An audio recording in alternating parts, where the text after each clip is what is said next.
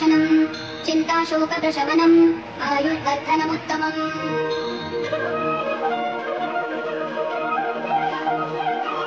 रश्मिमन्दं समुद्यन्तं देवासुरनमस्कृतं पूजयस्व विगस्वन्तं भास्करं भुवनेश्वरं सर्वदेवात्मको ह्येषः तेजस्वी रश्मिभावनः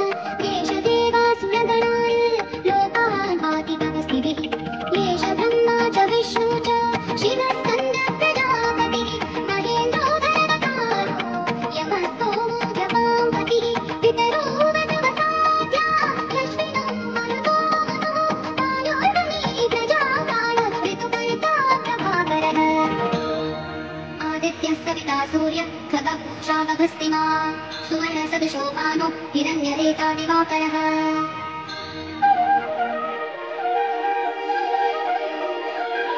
हरिदश्वः सहस्रार्चिः सप्तसप्तिर्मरीचिमान् तिमिरोऽनन्तन शम्भुस्पष्टा मातान्तरंशुमान् हिरण्यगर्भः शिशिरः सपनो भास्करो रविः अग्निगर्भोदिते पुत्रः शङ्खशिशिरनाशनः व्योमनाथस्तमो भेदी दिव्यजुस्सामकारः धनवृष्टि प्रपाहं मृत्यो विद्यवेदी प्रवङ्गमः आतमे मण्डलि मृत्युः पिङ्गलः सर्वतापनः कवि विश्वो महातेज रक्त सर्वभवोद्भवः नक्षत्रग्रहताराणां मदिपो विश्वभावनः तेजसामपि तेजस्वी द्वादशात्मन्नमोऽस्तु ते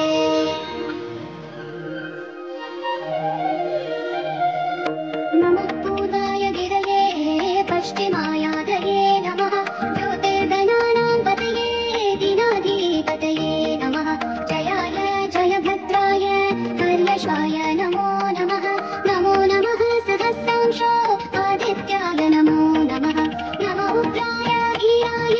सारङ्गाय नमो नमः नमो पद्मप्रबोधाय मार्ताण्डाय नमो नमः ब्रह्मेशाय सूर्याय नित्यवाचते भावते सर्वभक्षाय रौद्राय विदुषे नमः तमोज्ञाय विमग्नाय शत्रुज्ञायामितात्मने कृतघ्नध्याय देवाय ज्योतिषां पतये नमः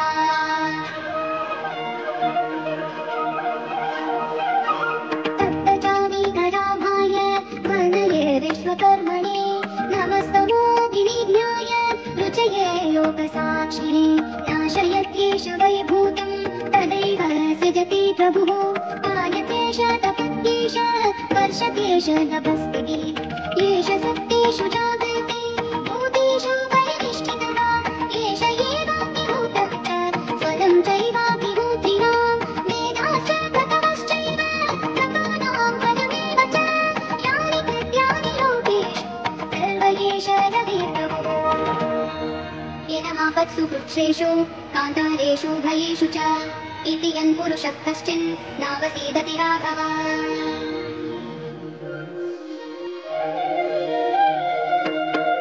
पूजयस्वैनमेकाग्रो देवदेवं जगत्पतिं एतद्विगुणितं जप्त्वा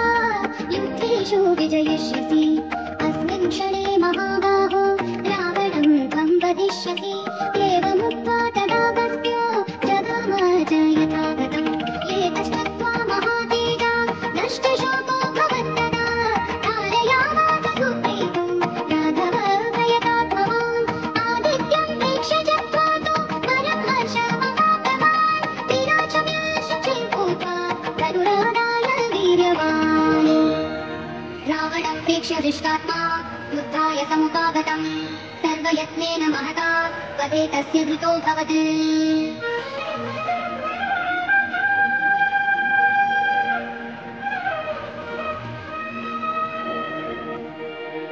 अथ रविरवदनिरीक्ष्य रामं मुदितमनाः परमं प्रहृष्ट्यमानः